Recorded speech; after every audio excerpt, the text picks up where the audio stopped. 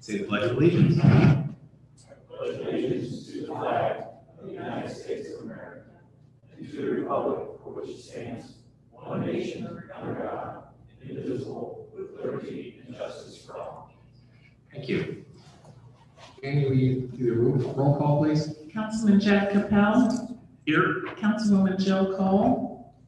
Councilman Lee Zerwanka. Here. Vice Mayor Pramod Javeri. Here. Councilman Joe Lee. Here. Councilwoman Katie Schneider. Here. Mayor Mark Serkin. Here. 6 present. Do I have a motion to excuse Councilmember Cole? So moved. Second. All in favor? Aye. Thank you.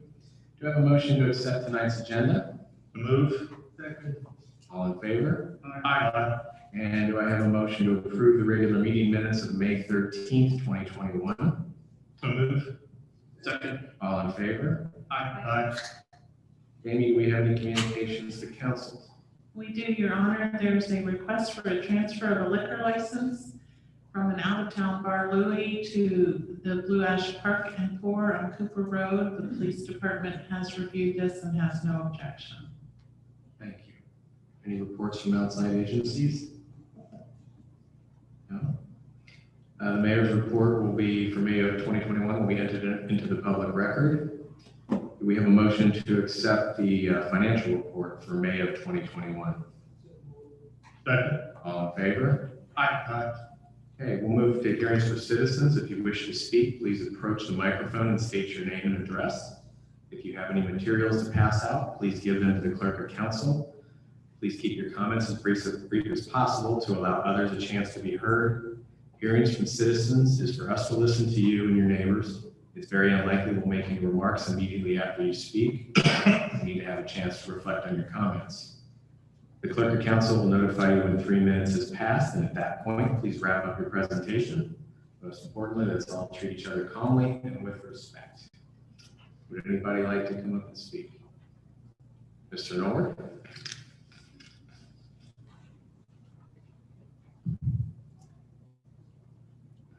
My name is Peter Gord. I live at Kenridge Lake. And while I have you all, I'd like to say one thing personally, that you should go home and hug every member of your family and your out-of-town children, because you never know when you can get a call in the middle of the night saying that your 54-year-old son has an inoperable brain tumor.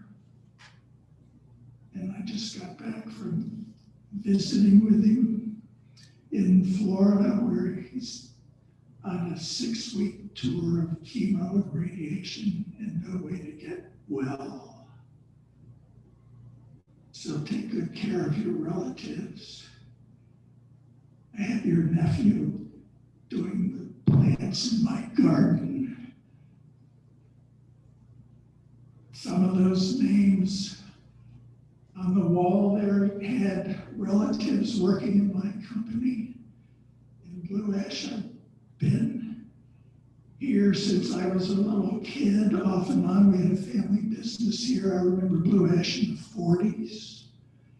And my message to you is that I wish that you can find a way to be proactive rather than reactive about the land possibilities at Cooper and Kenwood Road. Better that you figure out a way to ask the citizens of Blue Ash what they would like to see there, rather than have a developer come here and say, this is what we'd like to do, and you're in a position where you have to say yes or no. So figure out how you can go to your constituents in the various parts of Blue Ash, find out who are the leaders in your various communities in Blue Ash, have them have neighborhood parties or whatever you can think of, so that they can tell you what they would like to see there. Okay, because it's very interesting. I was the only person in this room who was at the library meeting sometime back when the libraries were asking patrons what they wanted to see in the library. There were people at the Blue Ash meeting who thought that corner would be nice for a library, and then they just started talking about what they'd like in that corner. And people were saying, we'd like to have something where we could sit on a summer's evening, have a beer, and have friends and just community socialization. So I think you should develop a way to bring the ideas from the community here to see what people would like. Because the more people you get together to offer ideas, the better off we'll all be. Thanks. Sorry to hear about your son, Mr. North. Anybody else? Seeing nobody else, we're going to move on to committee reports, finance and administration. Councilmember Zerwanka. I have a motion setting a public hearing at 7 p.m. on Thursday, July 8th, 2021, for the consideration of the 2022 tax budget. Do I have a second? Second. Any discussion? All in favor, please say aye. Aye. Any nays? None? Okay. Next. Jeannie, please read resolution number 2021-25 by title only. Authorizing the city manager to enter into an easement agreement with the Glen Carpenters Run Homeowners Association for easement rights pertaining to parcel 612-0112-0023 of the Hamilton County Auditor's Office records. Move to adopt resolution number 2021-25. Sorry. Any discussion? Just one question on it. I'm just curious how land surveying didn't catch something like this way back when these lines were drawn. Kelly, David? Whoever wants to answer. Oh, I don't know. Something happened in the 70s. Does it mean I get the golf balls back or hit the water? This'll fix the problem, and I guess it's an affordable fix, so. Okay. Any other discussion? Seeing none, Jamie, please call the roll. Councilman Capell? Yes. Councilman Lee? Yes. Councilwoman Schneider? Councilman Zerwanka? Yes. Vice Mayor Taveri? Yes. Mayor Serkin? Yes. 6 yeses. Jamie, please read resolution 2021-26 by title only. Providing for the reappointment of Robert B. Miller to the Civil Service Commission, the reappointment of Michael Rapp to the Charter Revision Committee, and the reappointment of Joey Edgington to the Board of Tax Review. Move to adopt resolution number 2021-26. Second. Any discussion? These are just reappointments to our boards, and these folks have done a nice job, and they'll continue to do so for the city. So, Jamie, please call the roll. Vice Mayor Taveri? Yes. Councilman Capell? Yes. Councilman Lee? Yes. Councilwoman Schneider? Yes. Councilman Zerwanka? Yes. Mayor Serkin? Yes. 6 yeses. Go ahead, Mayor. Thank you. Parks and Recreation Committee, Councilmember Schneider. Thank you. Jamie, could you read resolution number 2021-27? Providing for the reappointment of Jeff Wilkenberg to the Recreation Board of the City of Blue Ash, Ohio. Adopt resolution number 2021-27. Second. Is there any discussion on this one? This is also reappointing members of the Recreation Board. Jamie, could you? Councilman Lee? Yes. Councilman Capell? Yes. Vice Mayor Taveri? Yes. Councilman Zerwanka? Yes. Councilwoman Schneider? Mayor Serkin? Yes. 6 yeses. Okay, we'll move to the Planning and Zoning Committee, Vice Mayor Taveri. Jamie, would you please read resolution 2021-28 by titles only, please? Providing for the reappointment of Stephen Richter as a member of the Planning Commission and the reappointment of Jeff Buchholder to the Board of Site Arrangement and Board of Zoning Appeals for the City of Blue Ash. Move to adopt the resolution number 2021-28. Second. Any discussion? These are the same people, the two people, they've been there for a long time. Their services has been recognized and they're going for the second term, so we appreciate them. Any other questions, anybody? Everybody call the roll call, please. Councilwoman Schneider? Councilman Capell? Yes. Councilman Zerwanka? Yes. Councilman Lee? Yes. Vice Mayor Javari? Yes. Mayor Serkin? Yes. 6 yeses. Okay, we're gonna move to Public Works Committee. Councilmember Leet. Jamie, please read Resolution 2021-29 by title only, please. Authorizing the city manager to enter into a contract for the Hunt House Structural Repairs Project. This project is basically strengthening the portions of the wood structure. Need a motion and a second. Oh, I'm sorry, you did not. Have a second on that. I may do that one too. I move to adopt resolution 2021-29. Second. Now, this is a project basically to fix up all the wood rafters and everything that the bugs billboards got into. It's just one of those things we have to do to make the homes safe for tourists. Any other discussion on this? I have a question here. Did we repair the bug problem and we passed somewhere around $250,000? Yes, the bug problem has, Is this a part of the 250,000 bill extra? Is extra? I feel the project is way below what we originally thought it was gonna be. Thank you. any other discussion on this? Well, just a comment that I want to make is about 15 plus years ago is when we bought the house. I'm sure that cost a good chunk of change. There was a lot of talk about doing a lot of things with the property, both the interior of the property and outside the property. Most of that has not happened. And in recent years, we spent a lot of money redoing the roof. Now we're going to spend a lot of money on structural repairs. So if we're sinking all this money into a historical house, I'd like to see us start figuring out how to get more out of it. Right now, in a typical year, at least before all these problems came up recently, the house was basically open like 4 times a year for 3 hours a piece. So meaning it's closed over the equivalent of over 364 days a year. We need to do more with it than what we're doing. Well, with the fix, we'll be able to do more. Can't put any people in it right now.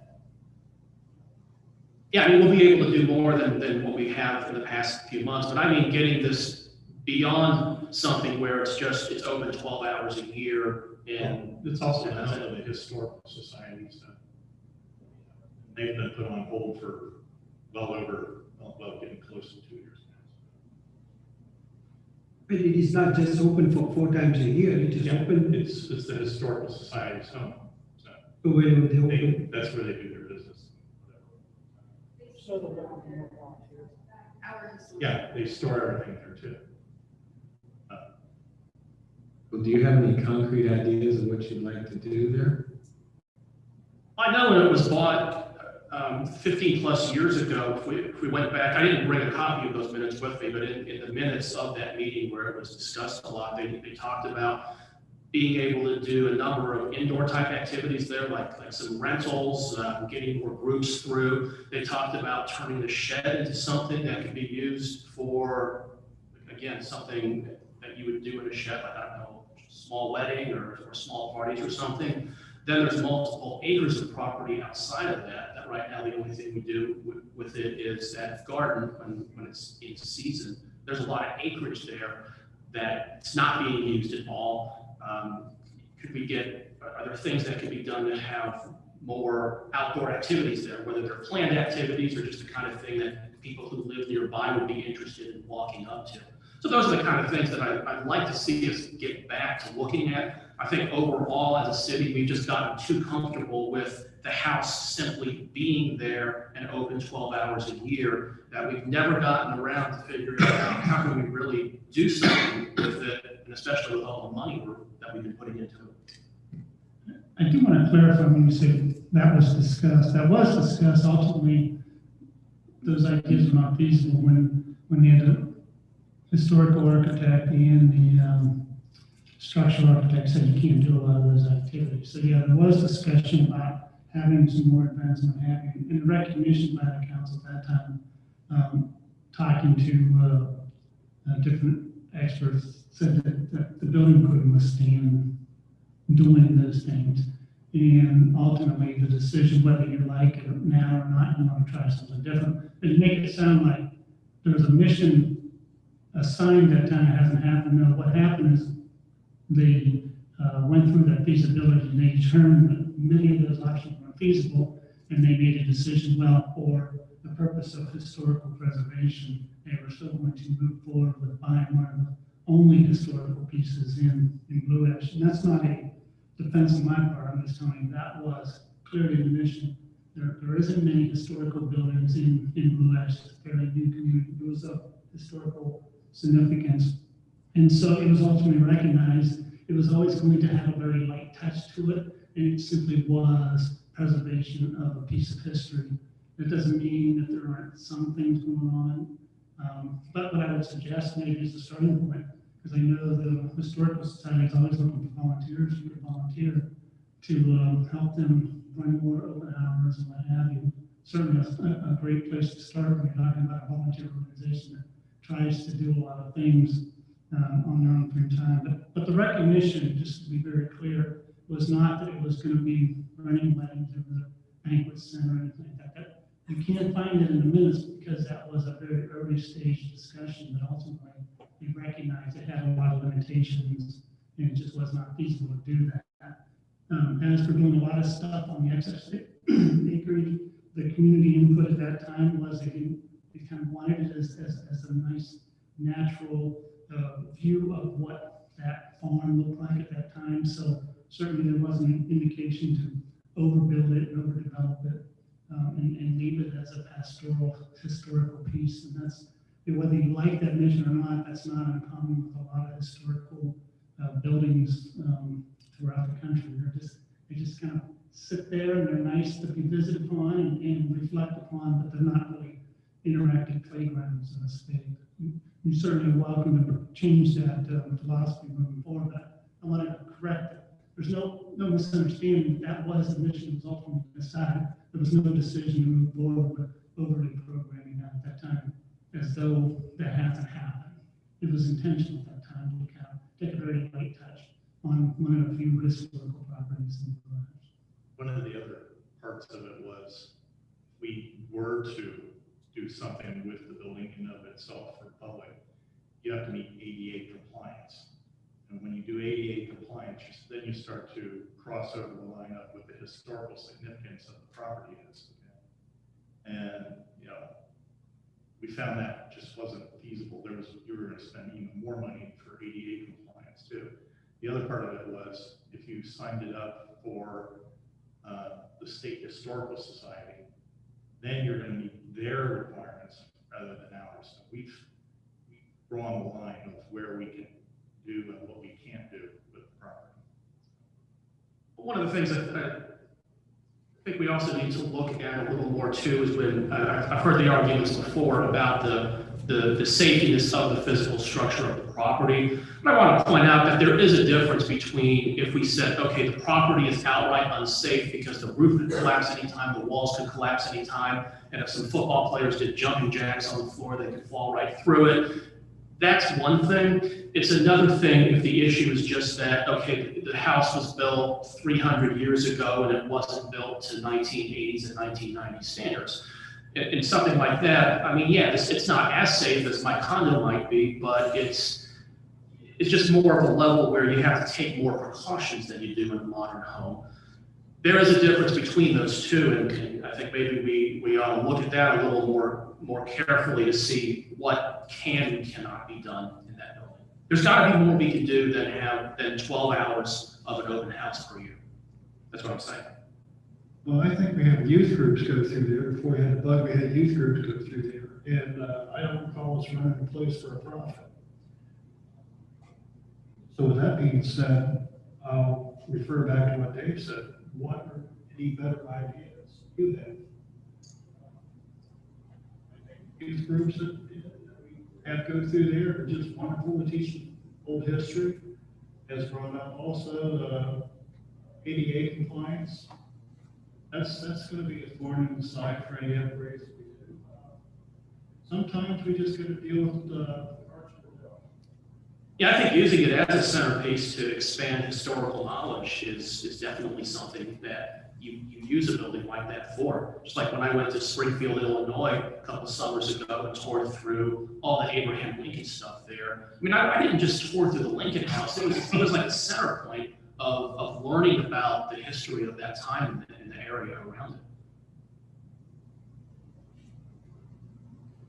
Any other discussion or comments on this? Jamie, please call roll. Councilman Capell? Yes. Councilwoman Schneider? Councilman Zerwalka? Yes. Vice Mayor Javari? Yes. Councilman Lee? Yes. Mayor Serkin? Yes. 6 yeses. Jamie, please read resolution 2021-30 by title only, please. Authorizing the city manager to enter into a contract for the 2021 striping program for the unit prices as shown on the attached bid summary. Move to adopt resolution 2021-30. Second. Second. And this is basically as it sounds, getting stripes on the road, making sure everybody's safe. Any discussion on this? Jamie, please call roll. Councilman Zerwalka? Yes. Vice Mayor Javari? Yes. Councilman Lee? Yes. Councilman Capell? Yes. Councilwoman Schneider? Mayor Serkin? Yes. 7 yeses. Jamie, please read resolution 2021-31 by title only, please. Authorizing the city manager to enter into a contract for the repair of the storm sewer pipe under Osborne Boulevard. Move to adopt resolution 2021-31. And this is the big drain pipe underneath the Osborne. We all had our sewer lines or drain lines in our yard. Sometimes occasionally collapse like I did several years ago. Just think of that on steroids. This is a 9-foot pipe that's collapsed and it is a mess. And it's going to cost a little bit of coinage to get it done. Any questions or statements on this? So this has been the one that caused the lake just south of DeBello's to be drained? Correct. Okay, I eat at DeBello's for lunch sometimes, so I've been looking at that a few times over the past couple of weeks. Been quite a sight. The area of the city that this thing drains is incredible, how large of an area it drains. It might be a few square miles, Gordon, is that possible? Yeah, it goes north of Kemper Road, so it's about 550 acres. It's a good chunk of the city, up past Hazelwood, drains the whole Hazelwood area, and north of there, so north of 275. That's a lot. Any other discussion on this? Okay, please call roll. Councilman Capell? Yes. Vice Mayor Javari? Yes. Councilman Lee? Yes. Councilwoman Schneider? Councilman Zerwalka? Yes. Mayor Serkin? Yes. 6 yeses. That's all I have tonight, Mayor. Okay, we will move to miscellaneous business. We have a presentation on just the parking for the town square development. So we're going to turn it over to either David or. Yeah, I'll kick it off. Let Brian introduce the new design team, talk about it. But yeah, just to reset the stage for council. So we recently retained the design group that Brian will introduce. We started doing some preliminary assessment of the park. And one of the questions from council some time ago was, hey, could you re-examine the parking there? So that's one of the things we asked them to do was re-examine parking. So they're going to provide a couple options tonight, talk about the pros and cons of them. When they're done, Brian and I will be happy to share what we think is the direction we should go in and move forward. But we kind of need to resolve that issue, because if we're going to relocate the parking or reconfigure it, that would have an impact on the layout of the rest of the park. If we stay with the existing parking configuration, then that obviously would be a different set of layout and design. So that's the purpose of tonight. I think Mark hinted that that's all we're discussing. There won't be any other amenities we're discussing tonight. Kind of need to get that fixed so we can move the next phase. So with that, Mr. Cruz. Thank you, David. Well, like David mentioned, we're here to obviously talk about parking and a couple different reasons to do so. One, you asked us to, which is a good idea in the first place. The second being, you'll see that the size and scope of these options, they're all very unique and distinct. So with the price tag, so that was something we'll need a little bit of guidance on. And then it's obviously in a project like this, it's always a very good first thing to look at. Are we going to get people on site? How's the parking going to be impact the site itself and the surrounding area, especially since we're talking about downtown Blue Ash. And then finally, the point of where we're at right now is really what we've been working on the past couple of weeks is the general philosophy of the park. And so we've had some great kickoff meetings with Tom and his team and Chris. But we're at a point right now where the decision on the parking is going to kind of scope the way the rest of the design in the park is going to work. So we'll share some options with you tonight. Like David mentioned afterwards, we'll come back up and answer some questions. But with that, I'd like to introduce Tom and Chris Manning. Tom's with BHEP Architecture, and Chris is with Human Nature. And so far, the team has been incredible. It's been a great kickoff. We've made a lot of progress, and I'll show some of that to you tonight. Thank you. Well, good evening. My name is Tom Ahrens with BHEP. First of all, I just want to say thank you for letting us be here tonight to help share this information with you on parking. It's a huge thing to talk about. I'm really excited about the entire project. So even thank you for giving us this opportunity to work on such a great project that we can really think can transform the downtown area of Blue Ash. So it's great to be here. We're going to take you through a couple different scenarios that we've been looking at over the last couple of weeks. So what we want to do is first talk about kind of the existing conditions. And we've passed out a packet, which looks pretty thick, I know. Our intent is to go through about 10 slides, and then a lot of that is additional backup information in case some questions come up. So up on the screen, you can see a series of images, and this is really the existing condition of the park today. So in the upper right is a site plan, kind of showing the layout of the park. Cooper Road is to the right, Hunt is to the bottom of the page, so north is up and to the right. And what you can see that's very evident is that the surface parking takes up a large portion of the parcel of the town square. It takes about 20%, which equates to about half an acre of space of the park. And also its location at the north end along Cooper really minimizes some of the visibility in and out of the park when you drive along Cooper, which tends to be the busiest road. So really, that's one of the key things that we're looking at is where does it really want to be to allow visibility to be as great as it can be. Another key thing is that vehicular access in and out of Cooper Road. Looking at that that's truly a safe way to kind of come in and out of that busy street without any type of stoplight or anything like that.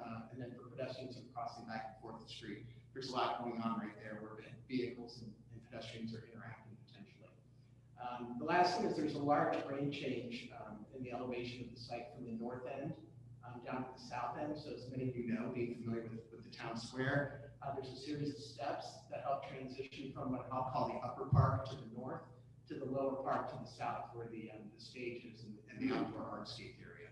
There's about a 3 to 4, almost 5 foot grade change there. So really effectively the park has two different zones, if you will, the upper park and the lower park. So these drawings are just showcasing that at the bottom is the section that really just kind of showing that red line is really the grade as you move from the north end of it to the south. So all these things are real factors that we're taking into consideration when we're considering just the parking and the future programmatic elements at the park. Next slide is just some photography. All of us have been around the town square plenty of times, I'm sure. That upper picture along Cooper Road looking to the east, you can see how the parking and the building structures really kind of obscure the visibility in the park, which we think has an impact on part of the utilization of the park. And then some of the other pictures from around different angles of the park. On the lower left, that existing parking lot, that existing parking lot on the lower left, the Memorial Bell Tower, and how those things start to change elevation, and then the amphitheater on the right, you can see the stairs in the foreground. So people have to navigate stairs to get from one end to the other, which we'll talk about that more here in a moment. So before we actually got into solving or proposing some of the potential solutions for the park, we were really tasked to try to figure out what's the vision for the park. And what you see on this slide is some words and comments that really came out through an exercise that we had with a lot of the staff of Blue Ash. A lot of those people are here in the room tonight. See, these aren't BHDP words or human nature words, these are Blue Ash words. So really just some key ideas here around it. You'll see words such as hub. We really want this to become high energy, location for the neighborhood residents as well as the business workers and the people that are using those businesses. So this idea of hub is a strong word that rose to the top. The idea that it's sustainable, and sustainable can mean a lot of different things. But that could be about flexibility, durable. Maybe there's some functions to this park that we haven't thought about yet down the road 5, 10 years that we want to make sure it can be adapted to. So really, when we think about the park, it's not a 5-year project. We're thinking of it as a 40 or 50-year project. Vibrant. Right now, if all of us go to the park and go by that town square project, there's not a lot of activity there. We really want this to become a vibrant and active hub at this key intersection of Kenwood and Cooper Road in the heart of your downtown community. The idea of intimate is really creating these outdoor rooms. There's, a lot of different programmatic ideas kicking around, so how can we manage to scale this so it feels like something that the community can really rally around and focus. And then the last one is just that word of experience. We want to create a great dynamic experience for everybody that comes and uses it. The images on the right are images that spoke well to the people, the Blue Ash folks that we interacted with. So that could be about the architecture, it could be about the functionality, it could be about different activities and events that are going on in that park. So just thought it was really important to set the stage before we actually go in and talk about some of the different parking alternatives. So what we're going to do is we're going to show you 3 alternatives. One is surface parking, one is above grade structured parking, and one is below grade structured parking. And each of these have a different cost range that we'll explain and share with you. But all of these really push the parking to the south end of the site. We just think there's a really large benefit in shifting the parking down to that end for some reasons as we walk through these. We'll explain those further. So what you'll see for each one of these options, and we'll go through all 3 and then we'll take a pause, is you'll see a site plan and then some key, what we call, consider pros, positive features of that. So what you see on this first one is really the idea of moving the surface parking to the south end of the site. That's the low end of the site, so in some ways it'll mask the parking a little bit more than putting it out right along Cooper, where it's really kind of showcased. And really another great solution here is that we can then access the park from Town Square Avenue and Hunt Road. So we really think that gives 2 ways to get in and out of this potential surface parking lot, and we believe it's going to minimize some of the vehicular risk of cars interacting with pedestrians that are crossing Cooper. In addition to that, we've increased the quantity of parking. Currently today, there are 41 spaces. There are plans, if you restriped it, that you might be able to get up to 50. But the idea here is if we put it at the south end, we believe we can, and we're doing all ranges now because we haven't worked it out to the final number, but we think we can get to 65 and upwards of 78 parking spaces, which today, if you have 41, that's a pretty significant increase, 75 to 90% increase. That parking as a surface lot could be used for multiple functions. You don't always have to park on it. It could be an opportunity to do other types of functions on the weekends that would make it multi-use, where maybe today it isn't quite done that way. So really that's the first concept, and we're looking at a range of about just shy of $400,000 to $625,000 to do a surface lot in the center. $400,000 to $625,000. And the reason we're giving it a range right now is just a very conceptual idea. So we haven't worked out all the architectural and engineering details of that. So we just feel like it's better to give a range at this moment. So moving to the second option. So the second option, basically the same footprint on the site at the south end, which is the dark gray area, but this would be a structured parking lot. So what that means is you would drive in and have 1 level of parking, and then we would stack another level of parking on top of it. Okay, so that would elevate the building, let's say, 14 to 15 feet above the grade. Now keep in mind the grade at this end of the site is lower anyway, so we're trying to take advantage of that grade to minimize the visual impact.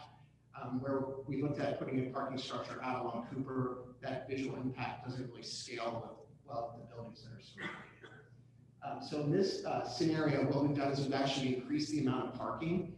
In this case, 115 to upwards to 122 cars. You would enter in this deck along Hunt Road, and basically the in and out would occur on that one side. And then what that allows us to do is once again increase that park visibility from the corner of Hunt and Cooper. So when people are moving back and forth east to west, they experience the park. They don't experience the parking. So this incorporates the opportunity with structured parking. Is a great opportunity. Programmatically, for instance, we're talking about having toilet facilities. We could incorporate that into the structure of this parking deck. So what that would allow or benefit is now that real estate that we're going to leverage in the park itself for that facility, now we can use that space for something else. So, and then once again, it's covered, it's protected. The idea here too, you see the word promenade. So that idea of that north-south connection where Town Square Avenue was kind of cut off, became a pedestrian zone. We see great opportunities for that promenade to really revitalize it and really make it a strong key amenity. It's actually a unique amenity because a lot of times parks are surrounded on four sides by roads. So in this case, you have the structured parking, the elevator, the stair can pop right up, right across from these different businesses that are there and really help to support and make that path of travel a little bit easier for people. The range of cost on the structured parking would be $2.6 million up towards 3.45, almost $3.5 million for structured parking. So I know it's a big number, but just wanted to share that with you. You'll see that number go up here in a second for the underground parking. So the third option is the underground parking. And the beauty of this option, putting this cost aside for a moment, is that by burying the parking underground, we can achieve a couple things. We can still achieve quite a few parking spaces, upwards of 165 spaces. But one of the greatest things is we can reclaim that real estate, that half acre of land that's in downtown Blue Ash, and bring it back to the park and not necessarily just to the parking. So what we would do here is we would put that parking underground. We would put 4 feet of soil on top of it. And then above that, it would all be opportunities for park amenities and park functions, similar to what our team did down at Washington Park. If you've been there and visited that. It's really allowing the park to kind of be the prominent feature there and kind of puts the parking as a background feature. So that would increase the usable space in the park 20%. That half acre we would get back at about 2.6 acres of land that we can leverage and use right here in the heart of your downtown. Once again, that below grade structure could accommodate amenities or other programmatic things that we need, whether it's restrooms or storage or other things that I'm sure we'll be talking about as this project evolves and moves forward. Once again, this one would be accessible from Hunt Road. So you would come in off of Hunt, you'd go down a ramp underground, and then you would pop up through a stair tower, elevator tower, presumably along the promenade, really to bring people up and let them arrive directly at the intersection of the promenade and the park. Once again, those spaces are weather protected also, which we think is another benefit. So down there you'll see 2 sets of numbers. So the first set of numbers is if we go 1 level underground. So if we go 1 level underground, that'll give 115 to 120 plus spaces. But the cost for that will be $6.25 million, upwards of 6.85 million. So there's definitely an increase in price there.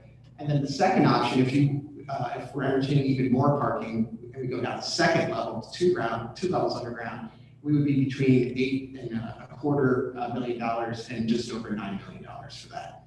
So what we want to do is just simply give you the options and show you the different things that we're looking at and the different things that we're considering and the pros and cons of each. So with that, I'll just click to this slide for a quick pause. If there's any questions, I can certainly answer them.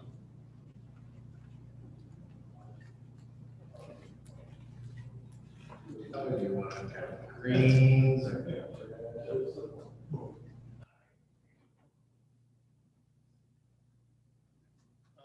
Quick question, if you could go back to the slide on the structure, the second one.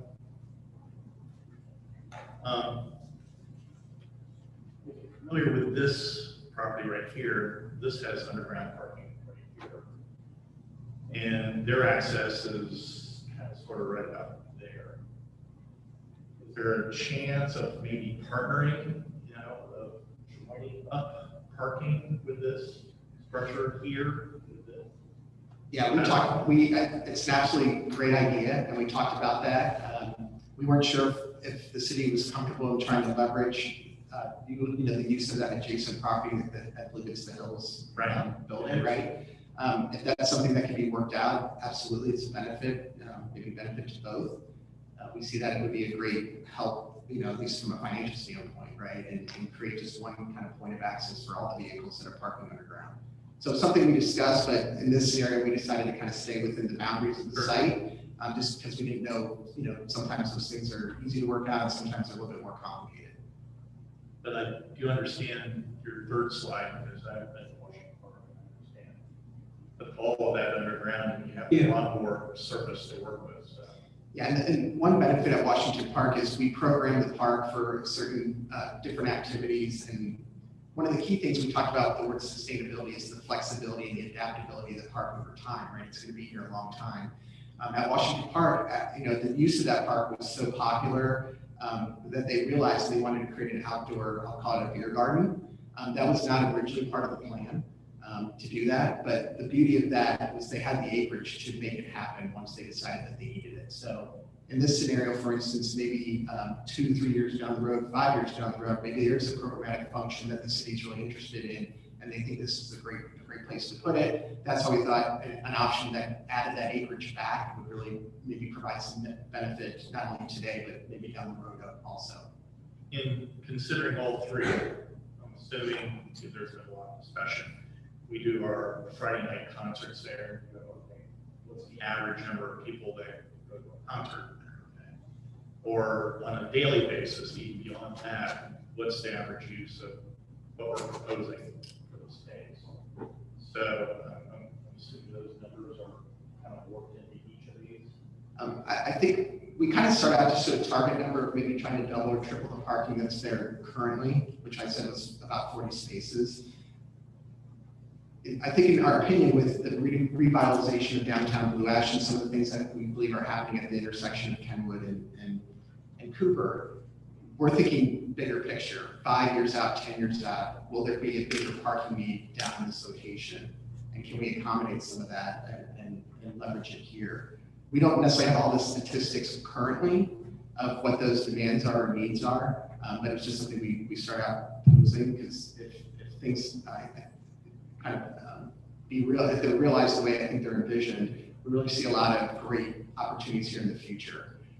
Even along that, we talked heavily about this promenade and those businesses, and we have a strong feeling that if the park's done well and done right, which we believe it will be, the real estate around and adjacent to that is really going to be really valuable, to the point that we're hoping some of those pocket parking areas adjacent to Sleepy Bee and such actually become real estate and not just parking. That's what my next was, because we have Sleepy Bees here and we have slats over here, and basically it exists as public parking right now. So it all goes to one point. Yeah. We think it can solve a lot of challenges. We just haven't defined all the challenges that we think are out there yet. Lee, I just want to clarify though, you touched on something about extra parking for Friday night concerts or something. This, in no way will any of these scenarios accommodate a Friday night concert or even any event. That's just never going to be feasible, nor is it the intent. Just to clarify, I think our intent is to provide a little more parking. The question is how much more and what is the cost benefit of that a little bit more. Aside from the park use of it, Tom touched on something, but the rest of the staff had looked at our parking issues downtown, and we actually have abundance of parking. It's just not always where people want it. Like no one ever parks at the wellness center, even though there's 100 spaces there. Never used ever. So I think, you have to separate the two a little bit.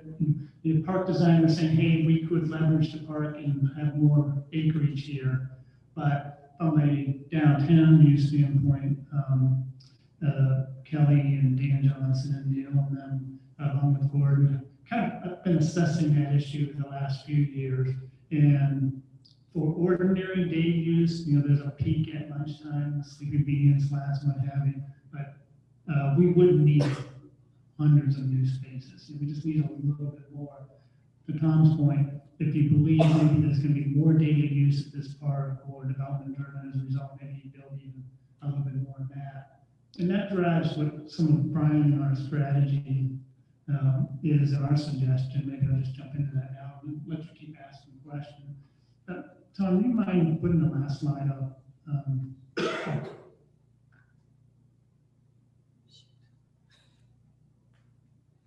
don't mind, I just. You lost the power to do that. Kelly wanted you to stay on this.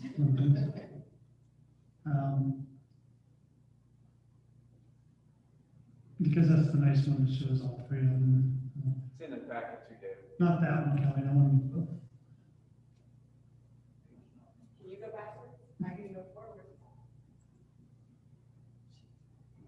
Just keep going. Okay, yeah. So just to point out, so to jump ahead a little bit here, the underground option certainly is something if council has a lot of desire to really beef up the numbers, but there's a big cost difference for the additional amount of parking.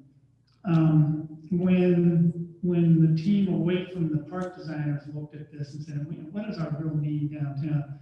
First of all, talk about the elements that we think are wonderfully successful, and that is moving the parking. I think almost is a no-brainer. I mean, you have the option of saying, no, we want the parking right there because we're afraid of disrupting what people are used to and what have you. But we think with that promenade and people coming out of parking and walking down there, we think there's no doubt we would move it to the south if you don't go underground. And the nice thing about moving it to the south with a surface parking lot, which gets you a lot more, is it's set up that you could then later add the above grade.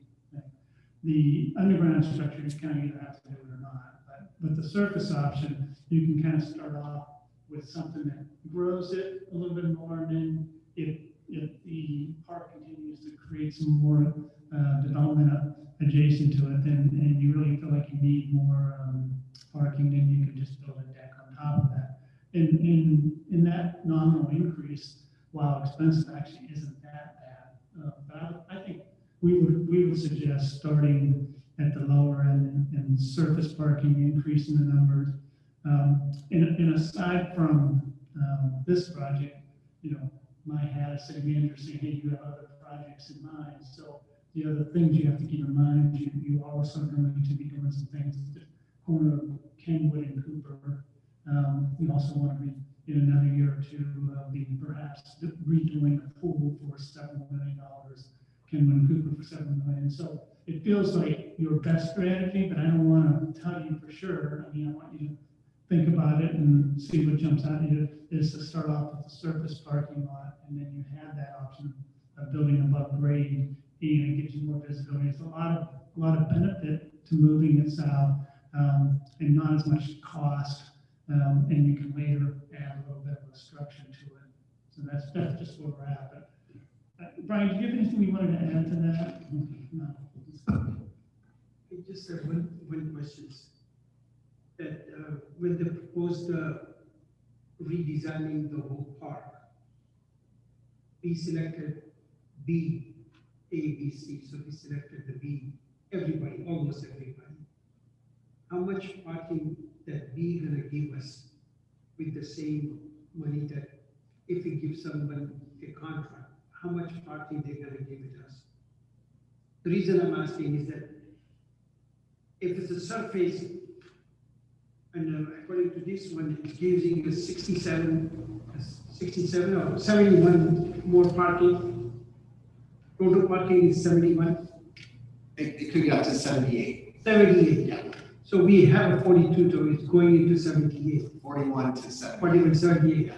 So what I'm trying to say is that the design B, how much parking that will give us? 42, what it is right now, or it's going to be more? Well, I believe that it was 41, and I believe there were some documents created to restrike that lot, to elevate that quantity to 50. So I'll take Tom off the road because he didn't do concept B or A. So concept A and B were very conceptual. We never really truly specified how much parking was going to be available. So essentially, it just had an earmark for where the parking would be, and in both concepts A and B early on, we weren't looking at changing parking. It was more so, do you like these concepts? Do you like these amenities specifically? And then we gave feedback on that. The reason I'm asking is that because if the plan B will cost us, let's say, $4 million or $5 million or $5 million, so if that one and then we go with this, so it's going to add $4.5 million. Is that what you say? So I would assume that Plan B assumed at least surface Assumed, parking refresh. yeah. Yes. So it will cost An extra. option to go up or down would add to the project. David, would you assume that? I mean, Yeah, it's fair to say that the cost difference between surface parking south here, which is $400,000 or $500,000 in Plan B, is not going to likely be the full $400,000 or $500,000, because we would have redone, it's likely we would have redone that surface parking in place. It might have only been $100,000 or $200,000. So you're almost, the surface parking, even though their estimate is, let's just say, for purpose of discussion tonight, is $500,000. In the scope of Plan B was going to be $5 to $8 million. That's not worth arm wrestling over. The real question is, do you want to start talking about structuring or going around? If the surface parking is going to happen regardless, and there's going to be some money spent regardless. The question tonight is, are you okay with the concept of moving it south? I would hope that you are. And then from there, do you want to go beyond just more surface parking? Do you want to get something more aggressive with either elevated or below grade? Question. Just- My opinion is just looking into it and whatever he's proposing and whatever he's has shown these numbers is really high numbers for just getting 50 or 60 more parking. We spending like $4 million to $8 million. That's too much money to absorb. I'm just looking at my opinion to absorb for our city. So I will just go with the first one, whatever is proposed. That's what I'm thinking too. I would just want to think about our Blue Ash. We don't want to blow out all of our savings or rainy funds, whatever we have. And if that compensates us, giving us like a 50 to 60 parking, and there are some other parking around possible. That's my opinion. Good point. Like PJ referenced the fact that we will still have the ability to get 60 to 78 spots. You're comparing the difference between those 60 to 78 spots to 115 or 150, and the difference in the cost of those. It's a tremendous cost just to increase that much. That's my opinion. I have a question for Katie. How crazy is it on your street on a Friday night concert? High Street, I don't see people, I guess they do, some people park on our street, but I mean, to David's point, that a lot directly across, Yeah. I don't know if people aren't aware that's public parking, and it hardly gets used. They're parking right around the railway tracks on both sides, on the one side, more. The other side towards Montgomery. Sorry, that's your street. She's referencing the Wellness Community. Correct, yes. Okay. I've been to a lot of Friday night concert, and even with one guy who's really popular, who's I'm missing his name. Neil Diamond. And that's a busy concert. It's still not a problem, in my opinion. You walk a block and you're in good shape. So I was walking Hosbrooks. when I mean, pie in the sky, it'd be awesome to have this underground structure, but my gosh, for that kind of money, I can't even. The nice thing is between option 1 and option 2, they're the same footprint. To David's point, go with option 1. I do like option 1. And I like pushing it to the south with those access points. I think you don't want to drop on that idea. It gives us the option over time that if things change, or excitement, whatever it is, you do have that same footprint that you can go to that structure. The difference between those though is with the second option, you're going down, is that correct? You're not just doing a surface lot and then a deck on top. Well, we're essentially, we're actually probably going down or up, a foot either way, and then we're doing a ramp to get up to the second level. So I wouldn't necessarily call it a surface lot because it'll be constructed a little bit of a different way. The high level. But it is going to sit down right where it is currently in elevation. So I guess what I'm getting at is, so Bethesda North did one of those right on the road at 2 level, and the first one was down. So from the street, they did so much vegetation plants, you couldn't even tell if it was a parking structure. That's kind of what I have. Could you talk right into the mic? Sorry. Yes, so I was saying Bethesda North put one of those 2-level parking structures right on Montgomery Road, and they went down with the lower level. So the second level, you can't really tell. It's not a very tall parking structure with all the vegetation around it. It looks beautiful actually from the street. You can't tell it's a big parking garage. So if we did the first option with just the surface lot, and in the future decide to build a second level, would it essentially be, how much taller would it be than if you did the second option to start? I would say it would probably be about 15 feet or so above the elevation of the first level. We have to maintain a height for vans to get into a parking structure, which is a certain dimension, and then there's the depth of the structure. And then once you get up there, you do have to have a parapet height. So I would say it'd be 14 to 17 feet off the ground.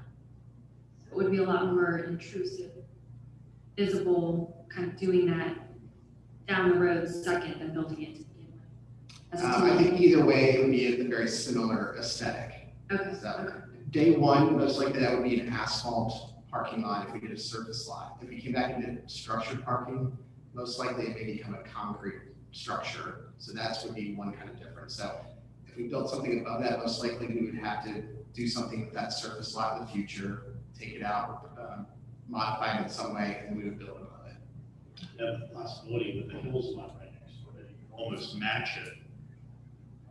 Option 2 as far as the levels go. What, But I was gonna say, what about visibility, on the lower level? If we had a structured, parking place, thinking, if there's criminal activity, can the police see looking through a slot or a bit large openings, or do they have to go in there and patrol? Because we all know in this day and age what people want to do if they see a place to do it. Yeah, I think if it's above ground structured parking, you would be able to see. into The that. above ground, Yes. I understand, Underground, that's yes. common sense, I'm talking about the lower level. Will anybody be able, will the authorities be able to look into the lower level and see anything that's going on? Or will we have to drive in there? Most likely you would have to drive in there and control that, yes. Joe, what I would say is like many of our facilities, they're not manned, but we have lots of cameras. So it's more likely to be cameras. Yeah, I understand that. I'm just thinking, He just wanted to make sure. and, no, I had one of my senior moments where. Go ahead.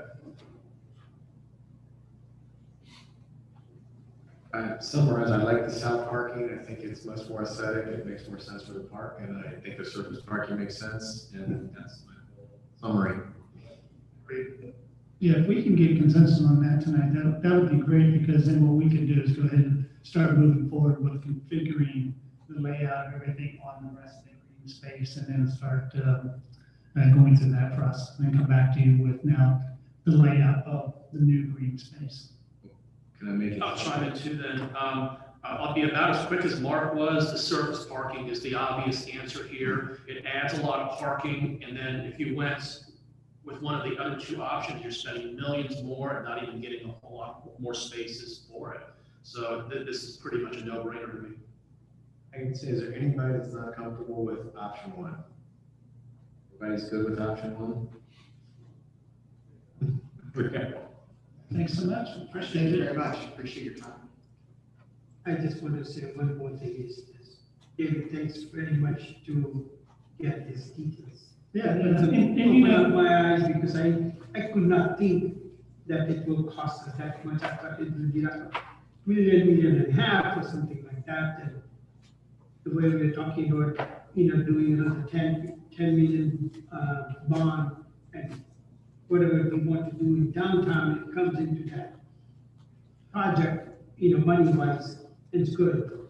But thank you very much. yeah, well, like you say, it certainly helps clarify whether that's worth pursuing further or not. But if nothing else, a significant value of the process was something as simple as moving the parking lot and creating more visible space in the promenade. I think it's got some nice bumps. The park plan now has some nice bumps, but now we'll start dressing it up with what is going to go where, and we'll discuss that in the future.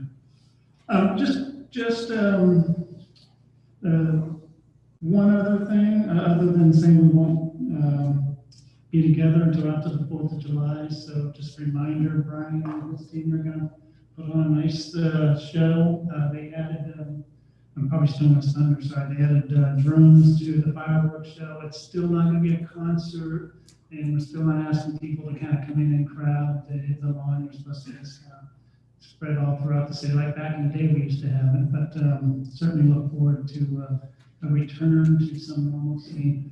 I'll let Brian talk about the other events, but just a reminder, everyone, July, back on stage and go from there.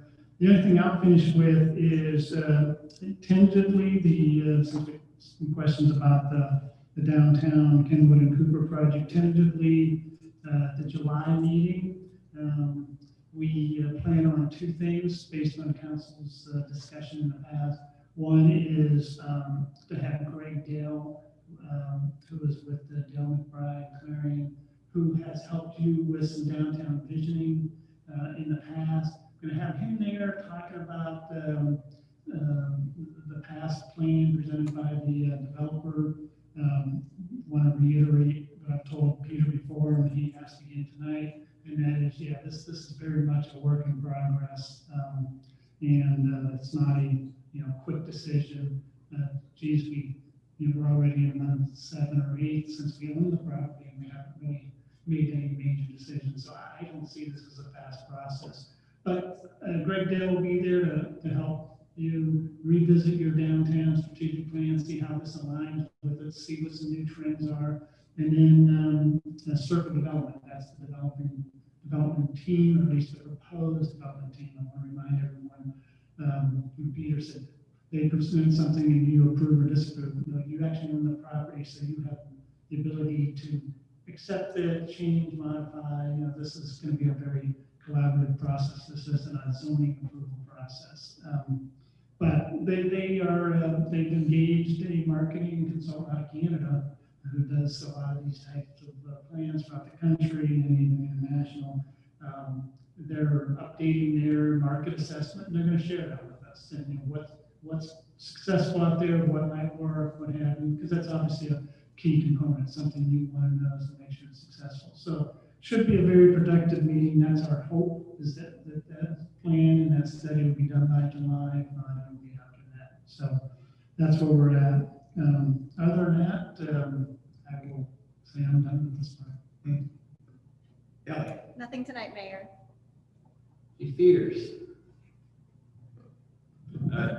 Just thank you for coming out. We have our new ambulance out front, and I appreciate you all coming out and taking a look at that. And not only that, just supporting us as we continue to stay with the latest trends and technology. It means not only a lot to our department, but it means a lot to the community. So appreciate that. Thank you, Chief. Lieutenant Gerhardt. I'm good, sir, thank you. Hey, Brian Cruz, you have more updates. Like David mentioned, we're very much looking for the 4th of July, getting back to operating some programming and events. Parks and Recreation is, right now full steam ahead, and we're operating the Recreation Center. It's good to see memberships coming back. It's good to see the Rec Center operating under normal conditions. We spent 2 days with the closure, went very well, moved everything back, and we're at a point now where we're starting to see folks come back in the building. That feels really good. Thanks. Gordon? I have nothing tonight. Barry? Nothing to see. See Ryan back there? Oh. Good. No? Julie? Nothing tonight. Jamie? Nothing tonight, Your Honor. Yes, ma'am. Counselor Pacheco? All right. Anybody got it? All crickets. Wow. Well, okay, cicadas, never mind. David? I do have a few things. We all know we've gotten so many questions, feedback, comments, requests with pickleball. Is there anything, updates, or any data or information around? I know it's only been a month, but if those are really being used at a high volume. Well, I do know we've gotten a lot of inquiries. So that and the dog park are two very popular emails that come through blueashrecreation.com. We started two programs. I think they're doing a small league that a volunteer is running, and Tony Fanning, our pro, is actually doing clinics. And so we do have those 2 temporary courts, and so far so good. I don't have any numbers with me tonight. I just know that it's operating really well. Really with pickleball itself, most certainly that's an activity that's picking up and growing. But our tennis program has always been very strong too. It's not like we have tennis courts like some communities that have converted over completely to pickleball that had tennis courts sitting idle. We got a thriving tennis program, and so obviously we're just trying to find time where we can offer both, and so far so good. My second is, I'm sure Jeff will comment on this as well, the video recording quality was not super great from the last meeting. So is that something that is going to continue to be coming, or is this kind of what it is now for?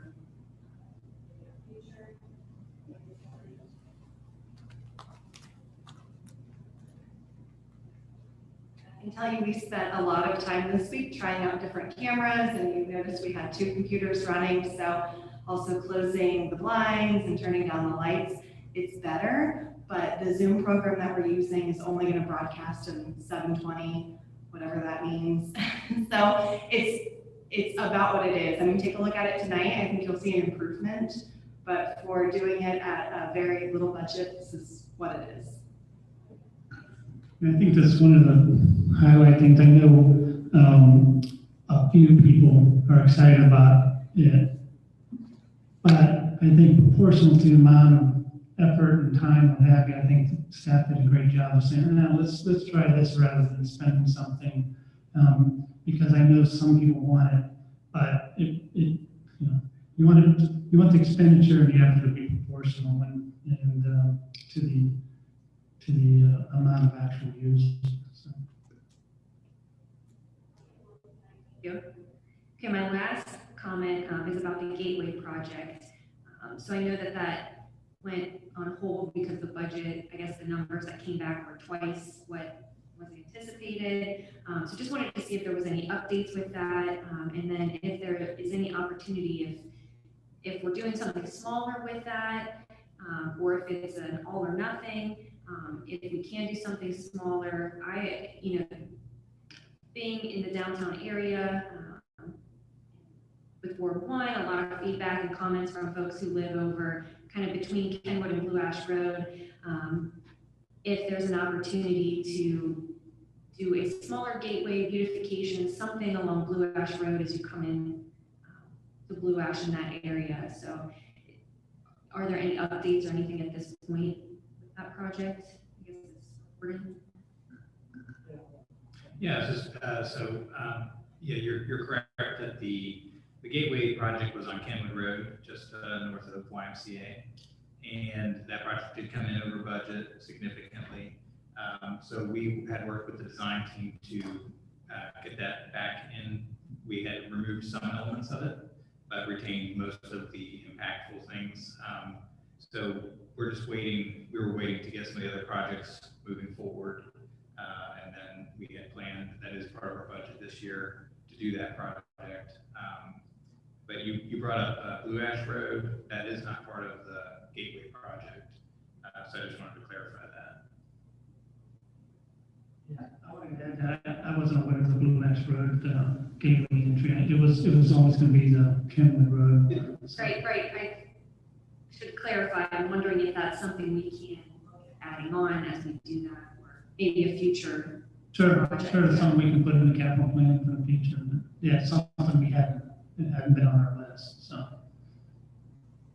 I do want to celebrate, I say this every time because I know there's a certain constituents of, oh geez, you never do anything downtown. I want to celebrate, we spent $7 million the last 5 years on all new 100% downtown streetscaping, lights, planters, everything. We're down to just that entryway is the last part, and so we really do have a lot to celebrate when someone says, oh, they haven't done that. So.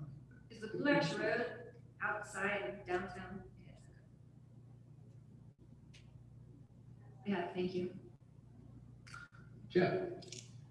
Yeah, just a couple of things. The first one, I'll just piggyback off of Katie and concur with what she said on the quality of the first video recording of our meeting. It wasn't where we needed it to be.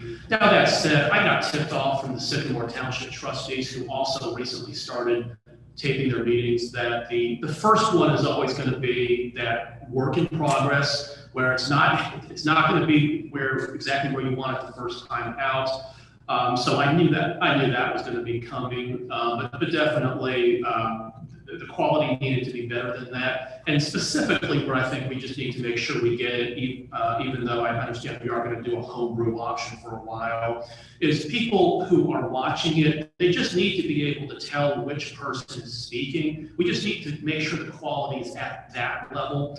Because that's really the big purpose of doing an audio and video recording of meetings, is so people can both see and hear. So I think that the first one is just making sure, it's really just two things we need to make sure we're doing. One is that the quality is at least high enough so people can actually see who's speaking. At the first meeting, that was very difficult to do. The only way that you could have been able to tell watching the first meeting is just that body language of somebody speaking is a little different than the body language of somebody who isn't. And that's about the only hint you got from that first one, who was speaking and who wasn't. And then the second big thing we just need to make sure we're able to do with them is when there is a presentation, like we had a few minutes ago, that the presentation is both viewable and the audio is working. But overall, I'm happy we're doing it, and I look forward to making sure that we after this first go around, that we're getting into the level we need to get it at. And then the second issue I wanted to raise, I specifically did not want to bring this up during the parking presentation, because I know anytime you start adding issues to a single topic discussion, that really both annoys people and confuses the issue. Is one thing with regards to that, the Town Square Park project, I think we should try to get settled in the near future, is whether we want that dog park or not. I know that when the initial presentations came out, we had, by my count, there were already 3 council members who either just outright did not want it, or at least had some pretty serious concerns about it, and would have wanted to know a bit more before they would support it. So that tells me we've either got a council that doesn't want it or a council that narrowly does want it. Now, as we're entering the design stage, we know that when you do real design work, I mean, not just spending 2 hours on a computer, but real design work costs money. So I don't want to pay people to design a project that has a park in it, then tell them we don't want the dog park, and then tell them that we want the dog park taken out, or we then have to go right back to them and pay them again to change it, to take out the dog park. So my feeling is in the near future, we ought to just make a decision on that one. That's all I have, thanks. Good. I have a question. Kelly, what I see on the signs and on the roads and stuff, the OFF market, what does that stand for? You're gonna have to ask Brian. What does that stand for? Something to do with Fridays and it's Other Friday, maybe Finley Other. It started at Hyde Park. and they kept their name because they had a really good following. And I don't know if you were at the first one, Joe, or heard about it. It was All right, extremely. well, it started in Cincinnati, and tells us all we need to know. Like a lot of things, it started in Cincinnati with the Blue Ash. And, second thing I got, when the hell we gonna get rid of these sneeze guards? It's, you gotta follow political science or medical science. And, the fourth thing, or third thing is like, happy, 4th of July, everyone, coming up, because we can see one another until after the 4th of July holiday. And I hope everyone's able to see Brian's fireworks display. And with that, Thank you. PJ. oh, one more thing. No, you're done. Yeah, no, one more thing. If you can't tell the difference between Katie talking and Lee talking and PJ talking and me talking, get a Miracle Ear. But we're not the only ones to talk either, so we got to back that. Just a few things here, just as a happy 4th of July, and yeah, let's have a nice firework without any problems and everything. And the second thing I was thinking, you took my topics, and I agree with you to decide whether the dog park, whether we should have it in the downtown, downtown park.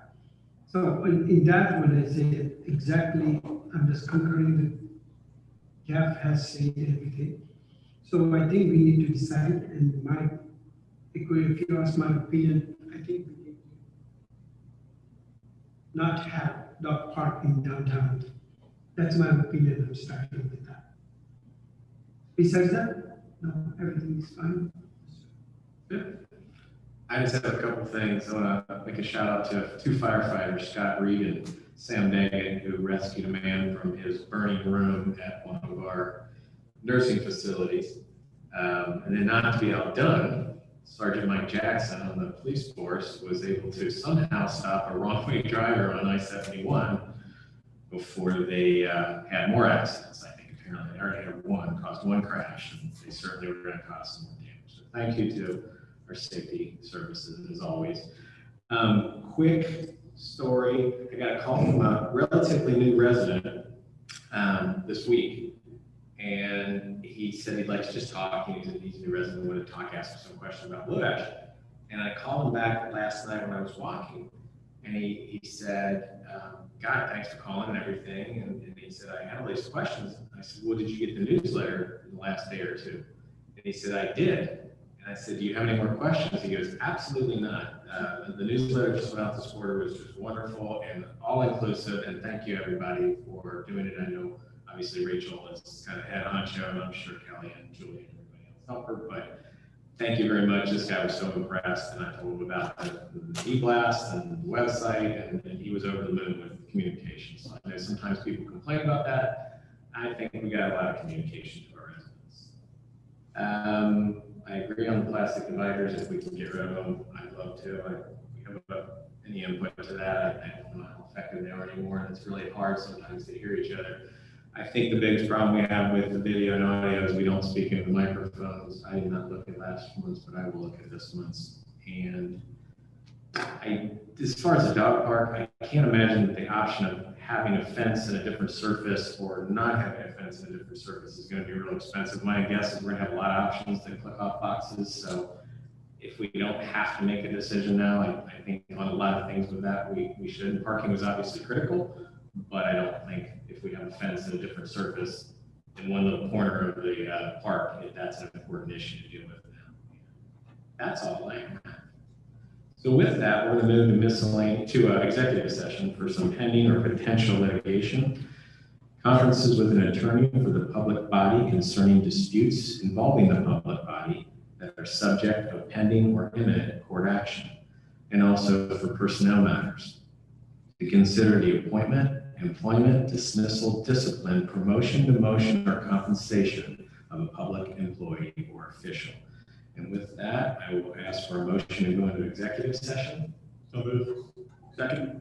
Okay, will you please call the roll? Councilman Capel? Yes. Councilman Zerwanka? Yes. Vice Mayor Javari? Yes. Councilman Lee? Councilwoman Schneider? Yes. Mayor Serkin? Yes. 6 yeses.